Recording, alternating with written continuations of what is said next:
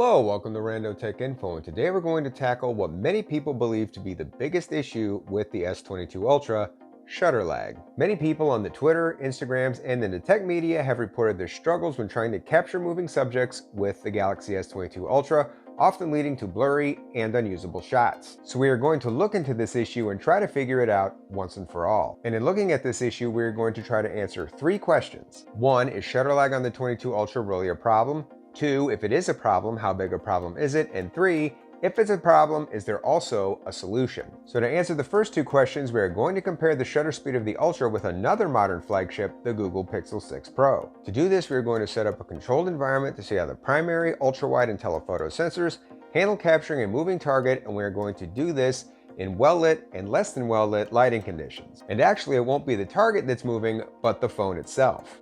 By using my fancy schmancy OM4 smartphone gimbal, we should be able to get some steady and consistent panning movement as we take the shots. This will simulate trying to capture a moving target. And just so you know, we will not be testing the 10 times telephoto lens on the Ultra because there is no comparable sensor on the Pixel to compare it to. Alright, enough talk. Let's test. So first we took some shots in good lighting with the primary lenses on both phones. At a glance, when we take a look at both shots, they seem okay, but when we zoom in, you can clearly see the Pixel took the cleaner shot of the two. Shots taken with the ultra-wide and telephoto lenses yielded similar results, although I do think the difference was much more subtle. In low lighting, things turned around, with the primary cameras yielding more similar results, while the ultra-wide and telephoto lenses on the Pixel produced the cleaner results. So based on these results, I think we can conclude that the Pixel definitely did the better job overall of handling movement while trying to capture a shot. So going back to our first question, is shutter lag a problem on the Ultra?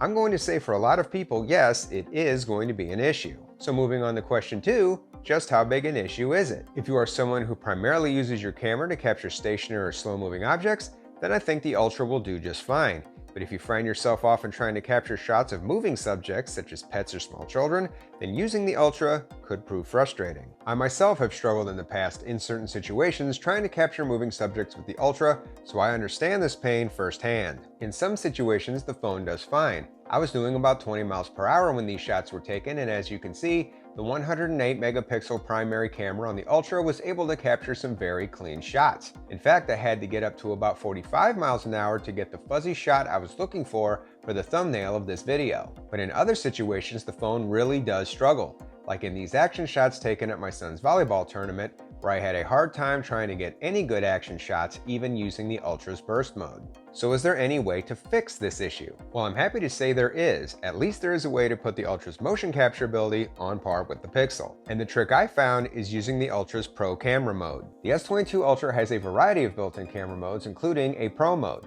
which is a completely separate mode from the standard point-and-shoot camera mode.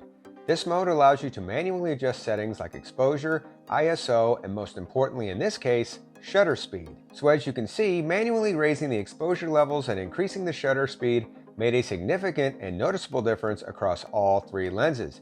In fact, after some trial and error, they produced the cleanest results of the entire test, producing even noticeably better results than the Pixel. Pro Mode also gives you more precise timing of when you actually take your shots by allowing you to rest your finger on the shutter button and only taking the shot when your finger is removed. By comparison, holding down the shutter button in the point-and-click camera mode starts video recording instead. So at the end of the day, I would say there is definitely a fix for the 22 Ultra shutter lag issue. But is it a practical fix? And to that question, I would say it depends. I was indeed able to get some pretty good motion captures with the Ultra, but as I mentioned earlier, it did take some trial and error. It took multiple tries manually adjusting the camera settings before I was able to get it right. And while that was fine in the controlled environment we used for this test, it would have been less than fine if I was trying to capture a moving subject on the fly. The other problem with the Pro Mode solution is that some people just aren't going to want to take the time or effort to learn how to use it, and I can't say I blame them. When you drop $1,200 or more on a phone, I feel you should be able to whip out the phone at any given moment and expect to be able to take a good picture in a variety of conditions without having to worry about making a lot of manual adjustments. And while the Ultra has a very impressive and versatile camera system overall, I do feel like quick on-the-fly action shots are a weakness of that system. Well, that's all the information I have for one day. After hearing and seeing all this, do you think shutter lag on the S22 Ultra is an issue? Would it keep you from picking one up? Or do you see it as a minor issue with a solution you can live with? Let us know down in the comments. As always, I hope you found this video useful.